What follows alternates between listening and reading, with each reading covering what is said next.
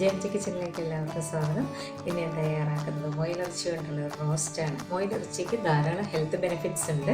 ഇതിൽ high quality proteins ഉണ്ട്, omega-3 fatty acid, vitamin B12, minerals ആയ കാൽസ്യം, പൊട്ടാസ്യം ഒക്കെ ഇതിൽ അടങ്ങിയിട്ടുണ്ട്. കൊളസ്ട്രോൾ തീരെ കുറവുള്ളത് മീറ്റാണ്, റാബിറ്റ് മീറ്റ്. അപ്പോൾ നമുക്കിത് വളരെ ടേസ്റ്റി ആയിട്ടും ഹെൽത്തി ആയിട്ടും എങ്ങനെയാണ് തയ്യാറാക്കുന്നത് നോക്കാം. ഞാനിവിടെ തയ്യാറാക്കുന്നത് മുയലിറച്ചി കൊണ്ടുള്ള നല്ലൊരു അടിപൊളി റോസ്റ്റാണ്. അതെങ്ങനെയാണ് തയ്യാറാക്കുന്നത് നോക്കാം. നിങ്ങൾ എൻ്റെ ചാനൽ ഇതുവരെ സബ്സ്ക്രൈബ് ചെയ്തിട്ടില്ലെങ്കിൽ സബ്സ്ക്രൈബ് ചെയ്യുക. ഞാൻ അപ്ലോഡ് ചെയ്യുന്ന എല്ലാ വീഡിയോസിൻ്റെയും നോട്ടിഫിക്കേഷൻ അപ്പോൾ തന്നെ നിങ്ങൾക്ക് കിട്ടുന്നതിന് വേണ്ടി അതിലെ ബെൽ ഐക്കണിൽ ഓൾ തന്നെ പ്രസ് ചെയ്യുക. മുയലിറച്ചിയുടെ റോസ്റ്റ് തയ്യാറാക്കാനായിട്ട് ഞാനിവിടെ 1.5 കിലോ മുയലിറച്ചിയാണ് എടുത്തിരിക്കുന്നത്. ഞാനിത് ഡ്രസ്സ് ചെയ്ത് കഴിഞ്ഞപ്പോൾ എനിക്ക് കിട്ടിയതാണ് 1.5 കിലോ. ഇത് നന്നായിട്ട് നമ്മൾ വാഷ് ചെയ്തെടുക്കണം. വാഷ് ചെയ്തെടുക്കാനായിട്ട് കുറച്ച് ഉപ്പും വിനാഗിരിയും കൂടെ ഒഴിച്ച് 3-4 തവണ ഇത് കഴുകിയെടുക്കുക. അതിനുശേഷം നന്നായിട്ട് വെള്ളം വാർത്തിയെടുത്തതാണ്. അതിലേക്ക് ഞാൻ 1/2 ടീസ്പൂൺ മഞ്ഞൾപ്പൊടിയും ഉപ്പും 1 ടേബിൾ സ്പൂൺ നാരങ്ങ ജ്യൂസും കൂടി ഒഴിച്ച് ഇതൊന്ന് തിരുമ്മി 1/2 മണിക്കൂർ വെച്ചിരുന്നു. അത്രയും ഞാൻ ചെയ്ത് വെച്ചിരുന്നതാണിത്. നമ്മൾ മുയലിറച്ചി ക്ലീൻ ചെയ്തെടുക്കുമ്പോൾ ഉടനെ തയ്യാറാക്കുന്നില്ലെങ്കിൽ ഇതുപോലെ ഉപ്പും മഞ്ഞളും നാരങ്ങാതിരിയും കൂടി പിഴിഞ്ഞ് ഒന്ന് തിരുമ്മി വെക്കുക. അങ്ങനെ തിരുമ്മി വെച്ചിട്ട് 1/2 മണിക്കൂർ കഴിഞ്ഞ് വെക്കുന്നതാണ് കൂടുതൽ നല്ലത്. അപ്പോൾ ഞാനിത് അതുപോലെ തിരുമ്മി വെച്ചിരുന്നതാണ്. നമുക്കിത് തയ്യാറാക്കാനുള്ള ബാക്കി ഇൻഗ്രീഡിയൻസ് എന്തൊക്കെയാണെന്ന് നോക്കാം.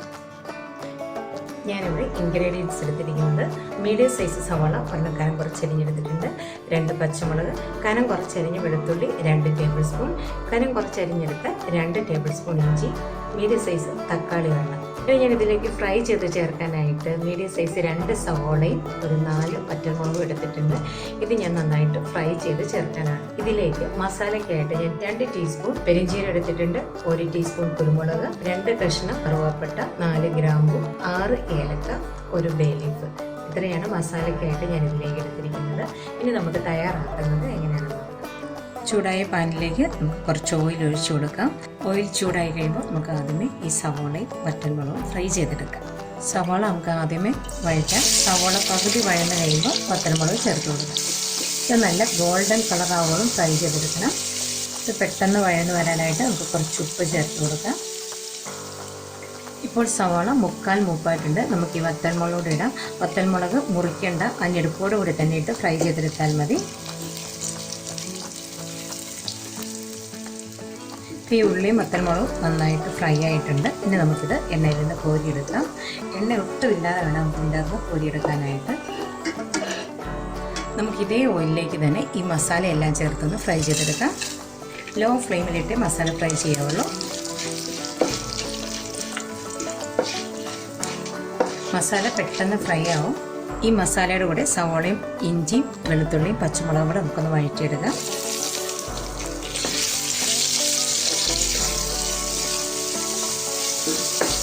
ഗരം മസാല പൊടിയാണെങ്കിൽ നമ്മൾ കറി തയ്യാറാക്കുന്ന സമയത്ത് അതിലേക്ക് ചേർത്താൽ മതി. ഈ സവാള ബ്രൗൺ കളർ ആവുകയോളം ഫ്രൈ ചെയ്തെടുക്കേണ്ട, നന്നായിട്ട് ട്രാൻസ്പെറൻറ്റ് ആവുകയോളം ഒന്ന് വഴറ്റിയെടുത്താൽ മതി. ഈ സവാളൊക്കെ നന്നായിട്ട് ട്രാൻസ്പെറൻറ്റ് ആയിട്ടുണ്ട്. കനം കുറച്ച് നീളത്തിലരിഞ്ഞ് ഒരു തക്കാളി ചേർത്ത് കൊടുക്കാം. ഫുൾ ഫ്ലെയിമിലിട്ട് തന്നെ നമുക്ക് പെട്ടെന്ന് നിന്ന് വഴറ്റിയെടുത്താലും മതി, അല്ലെങ്കിൽ ഫ്ലെയിം കുറച്ച് വെച്ച് മൂടി വെച്ച് തക്കാളി വേവിച്ചെടുക്കാം.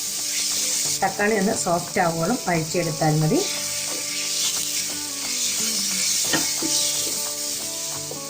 ഇപ്പോൾ തക്കാളി സോഫ്റ്റ് ആയിട്ടുണ്ട്. സോഫ്റ്റ് ആയാൽ മതി, ഇതിലേക്ക് അലിഞ്ഞ് മൊത്തം അങ്ങ് ചേരണ്ട. തക്കാളി സോഫ്റ്റ് ആയി കഴിയുമ്പോൾ നമുക്ക് ഫ്ലെയിം ഓഫ് ചെയ്യാം. ഇതിന് ചൂട് മാറിക്കഴിയുമ്പോൾ നമുക്ക് നന്നായിട്ട് നരച്ചെടുക്കണം. ഗരം മസാലയും ഈ സവോളയും തക്കാളിയും എല്ലാം കൂടെ നമ്മൾ ഒന്നിച്ചൊരു മസാലയായിട്ട് അരച്ചെടുക്കുക. ഇനി നമുക്ക് വീണ്ടും പാനിലേക്ക് 2 ടീസ്പൂൺ ഓയിൽ ഒഴിച്ചു കൊടുക്കാം. ഓയിലിനി തീരെ കുറച്ചൊഴിച്ചാൽ മതി. ഇതിലേക്ക് നമ്മൾ അരച്ചു വെച്ചിരിക്കുന്ന മസാല ചേർത്ത് ഒന്ന് ഫ്രൈ ചെയ്തെടുക്കാം.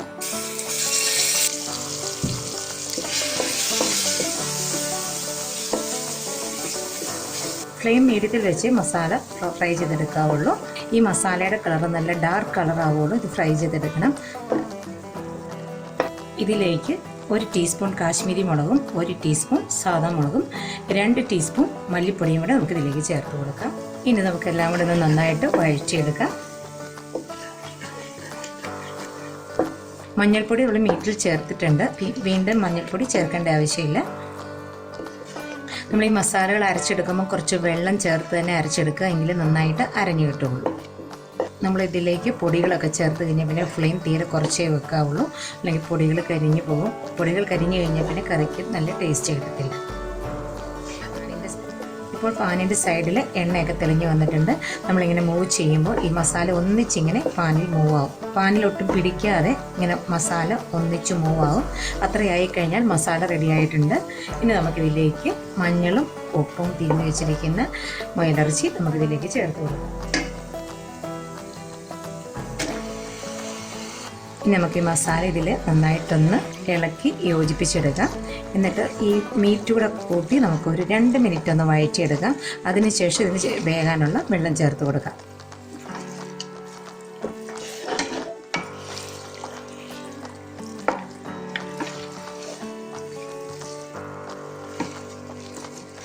മുയലിറച്ചിക്ക് കുറച്ച് വേവുണ്ട്, എങ്കിലും നമ്മൾ മുയലിറച്ചി പാകം ചെയ്യുമ്പോൾ പാനിൽ തന്നെ പാകം ചെയ്യുന്നതാണ് നല്ലത്. മുയലിറച്ചി മസാലയിൽ നമ്മൾ 2 മിനിറ്റ് ഒന്ന് വഴച്ചെടുത്തിട്ടുണ്ട്. ഇനി നമുക്കിതിലേക്ക് കുറച്ച് വെള്ളം ചേർത്ത് കൊടുക്കാം.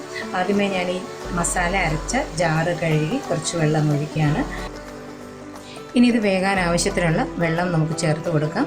ഈ മുയലിറച്ചിയിൽ നിന്ന് കുറച്ച് വെള്ളം വരും, നമ്മളതനുസരിച്ച് വെള്ളം ചേർത്ത് കൊടുത്താൽ മതി.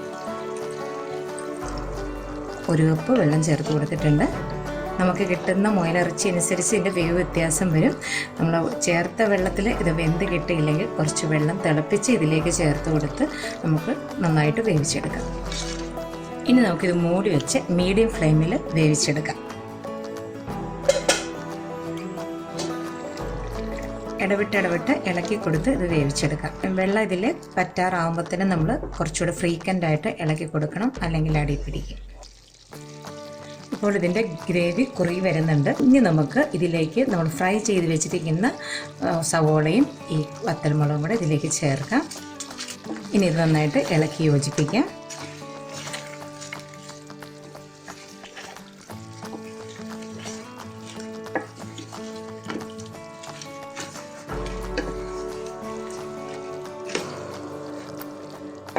സവോള വറുത്തതും വത്തൽമുളക് വറുത്തതും കൂടെ ചേർത്ത് കഴിഞ്ഞാൽ ഒരു 1 മിനിറ്റ് ഒന്ന് ഇളക്കി യോജിപ്പിച്ച് കഴിഞ്ഞാൽ നമുക്ക് ഫ്ലെയിം ഓഫ് ചെയ്യാം. ആ സവോളയിലേക്ക് ഈ ഗ്രേവിയുടെ ടേസ്റ്റ് ഒന്ന് പിടിച്ചാൽ മതി. സവോളയും വത്തൽമുളകും കൂടെ ഫ്രൈ ചെയ്ത് ഇങ്ങനെ ലാസ്റ്റ് ചേർത്ത് കഴിഞ്ഞാൽ ഭയങ്കര ടേസ്റ്റാണ്. കാരണം നമ്മളല്ലാതെ കറി വെക്കുന്നതിനേക്കാളും ഇങ്ങനെ ഫ്രൈ ചെയ്ത് ചേർത്ത് കഴിഞ്ഞാൽ ഇതിൻ്റെ ടേസ്റ്റ് ഇരട്ടിയാവും. നിങ്ങൾ ഇങ്ങനെയൊന്ന് ചെയ്ത് നോക്കുക. നമ്മൾ റോസ്റ്റ് വെക്കുന്നത് പോലെ വെച്ചിട്ട് ഏറ്റവും ലാസ്റ്റ് കുറച്ച് സവോളയും വത്തൽമുളകും ഒന്ന് ഫ്രൈ ചെയ്ത് ചേർത്താൽ മതി. ഇപ്പോൾ 1 മിനിറ്റ് ഇളക്കിയിട്ടുണ്ട്. മസാലയെല്ലാം ഇതിലേക്ക് പിടിച്ചു. നമ്മുടെ റോസ്റ്റ് റെഡി ആയിട്ടുണ്ട്. ഇനി നമുക്ക് ഫ്ലെയിം ഓഫ് ചെയ്യാം. നല്ല സൂപ്പർ ടേസ്റ്റിലൊരു മുയൽ റോസ്റ്റാണ് നമ്മൾ തയ്യാറാക്കിയിരിക്കുന്നത്. നിങ്ങൾ എപ്പോഴെങ്കിലും നിങ്ങൾക്ക് മുയൽ ഇറച്ചി കിട്ടുമ്പോൾ ഇതുപോലെ റോസ്റ്റ് തയ്യാറാക്കി നോക്കുക. നല്ല ഹെൽത്തി ആയിട്ടുള്ള മുയൽ റോസ്റ്റ് നിങ്ങൾക്ക് ഇഷ്ടമാകുമെന്ന് ഞാൻ പ്രതീക്ഷിക്കുന്നു. നിങ്ങൾക്ക് ഈ വീഡിയോ ഇഷ്ടമെങ്കിൽ ലൈക്ക് ചെയ്യും, നിങ്ങളുടെ ഫ്രണ്ട്സിനും ഫാമിലിക്കും ഒന്ന് ഷെയർ ചെയ്ത് കൊടുക്കുകയും ചെയ്യണേ. അപ്പോൾ അടുത്തൊരു വീഡിയോയുമായി ഉടനെ കാണാം. Thank you.